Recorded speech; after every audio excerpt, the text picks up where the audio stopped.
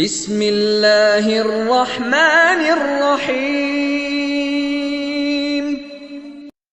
ওয়ালাইকুম আসসালাম রহমতুল্লাহি ওবরাকাতু। বিসমিল্লাহির রহমানির রহিম। আলহামদুলিল্লাহি রাব্বিল আলামিন ওয়াল আকিবাতু লিল মুত্তাকিন। নবিয়্যিনা মুহাম্মদ ওয়া আলা আলিহি ওয়া সাহবিহি আজমাইন ওয়া মান তাবিআহুম বিইহসানিন ইলা ইয়াউমিদ্দিন ওয়া বা'দ। সম্মানিত মুহাম্মদ আমিন ভাই জানতে চেয়েছেন আকীদা সম্পর্কে এবং মানহাজ সম্পর্কে। তো আকীদা এবং মানহাজ দুটো ইসলামের গুরুত্বপূর্ণ একটি বিষয়, আর হচ্ছে আমল। তো এই জন্য যারা কোরআন এবং সুন্নাহর অনুসরণ করে এবং নিজেদেরকে ইসলামী জীবন ব্যবস্থায় গড়তে চায়, তারা সবসময় এই আকীদার দাওয়াত দিয়ে থাকে, মানহাজের দাওয়াত দিয়ে থাকে, তারপরে আসবে আমল। তাই ইসলামের এই তিনটি বিষয় অত্যন্ত গভীর এবং গুরুত্বপূর্ণ, তা হচ্ছে আকীদা, আমল, মানহাজ। তো এই জন্য আজকাল শোনা যায় যে অমুকের আকীদা মজবুত নয়, আর অমুকের আকীদা মজবুত। আর আমরা অনেক সময় প্রশ্ন করে থাকি, বলে থাকি যে সহিহ আকীদার লোক। সহিহ আকীদা মানে সঠিক আকীদা, সত্য আকীদার লোক হইতে হবে। আর মানহাজ, সঠিক মানহাজের সঠিক সিলেবাসের মধ্যে থাকতে হবে। তাহলে মানহাজ ও সিলেবাসকে বোঝায়। তাহলে আকীদা, আকীদা শব্দটির অর্থ হচ্ছে সাধারণত বিশ্বাস। এটি একটি আরবি শব্দ। আর আকীদা শব্দতে আকীদাটা এই আকীদা থেকেই বের হয়েছে আর কি। আর আরবিতে এই শব্দটা হচ্ছে আল আকায়েদ। তো আকীদার বিশ্বাস হচ্ছে এখানে মূলত বিশ্বাসী বোঝানো হয়েছে।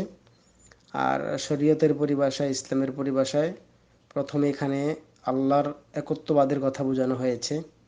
তো আল্লাহর একত্ববাদের ক্ষেত্রে আকীদা, এবং আল্লাহ এক, অদ্বিতীয়, এবং তাওহীদ, রাসূলের প্রতি ঈমান রাখা, ফেরেশতাদের প্রতি বোঝানো হয়েছে, কিতাবের প্রতি বোঝানো হয়েছে, জান্নাত জাহান্নামের প্রতি বোঝানো হয়েছে ইত্যাদি ইসলামের যে কোনো বিষয়গুলো।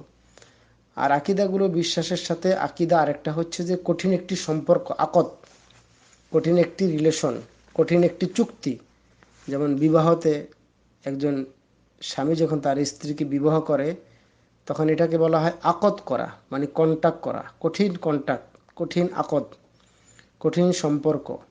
এবং সেই সম্পর্কটা হতে হবে নির্দিষ্ট সিফাত অনুযায়ী।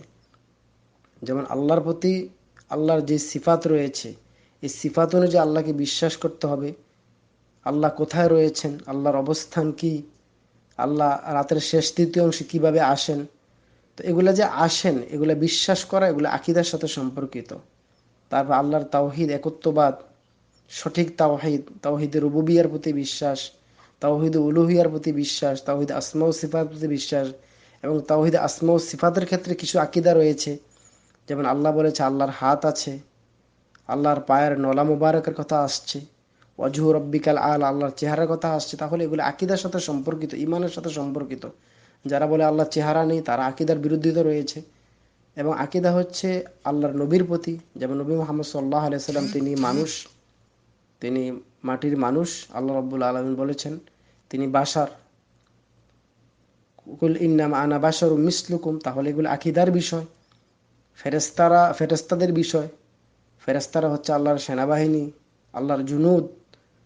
এবং আল্লাহর কিতাবসমূহের প্রতি বিশ্বাস, যে কিতাবসমূহের প্রতি বিশ্বাস করলাম অথচ কোরআনের প্রতি আমল করলাম না। আর রাসূল সাল্লাল্লাহু আলাইহি ওয়াসাল্লাম হাদিসকে কিতাব বোঝানো হয়েছে। তাহলে আমরা সর্বাবস্থা আমলের ক্ষেত্রে কোরআন এবং সুন্নাহ থেকে আমরা ইলম নিব, এখান থেকে আমাদের মূল দলিল। তাহলে এটা একটা আকীদার বিষয়, আকীদা। এবং তারই সাথে সাথে আল্লাহর জাহান্নাম রয়েছে, জান্নাত রয়েছে। তো যাবতীয় যে বিষয়গুলো রয়েছে, আকীদা হচ্ছে নির্দিষ্ট সিফাতের সাথে সেটাকে বিশ্বাস করা।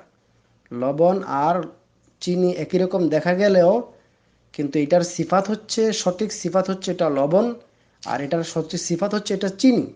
তো যার যার সিফাত অনুযায়ী সঠিকভাবে বিশ্বাস করা এবং সঠিক আকদ, সঠিক কন্টাক্ট রাখা, এটাই হচ্ছে যে মূলত আকীদা।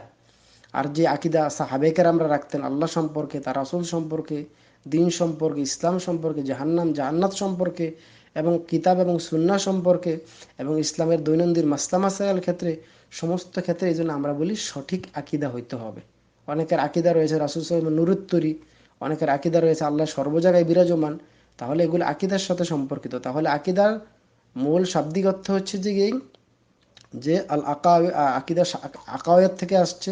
আকাওয়াত মানে সঠিক আকীদা, সঠিক আকাওয়াতে বিশ্বাস করা, এবং সলফে সাহাবায়ে কেরাম যেভাবে বিশ্বাস করছে এভাবে বিশ্বাস করা, এবং যার যার নির্দিষ্ট সিফাত অনুযায়ী বিশ্বাস করাকে আকীদা বলা হয়, যার সাথে মূলত এটা ইসলামের পরিভাষা ঈমানকে বোঝানো হয়েছে, মানে বিশ্বাস, বিশ্বাসের ক্ষেত্রে আকীদাকে বোঝানো হয়েছে। আর তারপরে মানহাজ। মানহাজ এটি একটু আরবি শব্দ, মিম নুন হা জিম, মানহাজ। তো এখানে মানহাজের শব্দের অর্থ হচ্ছে পন্থা, পথ, পদ্ধতি, রাস্তা, তারপরে সিলেবাস, এগুলা বোঝানো হয়। তো আকীদার ক্ষেত্রে হয়তো অনেকে জানা থাকলেও আমরা আবার অনেকে বলে থাকি অনেকের আকীদা সঠিক আছে কিন্তু মানহাজ সঠিক নেই। মানহাজ এটা মূলত সলফি সালেহিনদের অর্থাৎ সাহাবে কেরামদের যে মানহাজ ছিল, তারা যেভাবে দাওয়াতি কাজের ক্ষেত্রে যে ভাষাটা ব্যবহার করছে, তাদের যে সিলেবাস ছিল, তাদের যে পন্থা ছিল, তাদের যে ভঙ্গিমা ছিল, তাদের যে আচরণ ছিল, এগুলা কিন্তু আবার মানহাজের সাথে সম্পর্কিত। আমরা অনেক সময় দেখা যায় আমরা বলি যে আকীদা সঠিক আছে, এই লোকের কিন্তু মানহাজের সমস্যা। মানহাজ কি সমস্যা?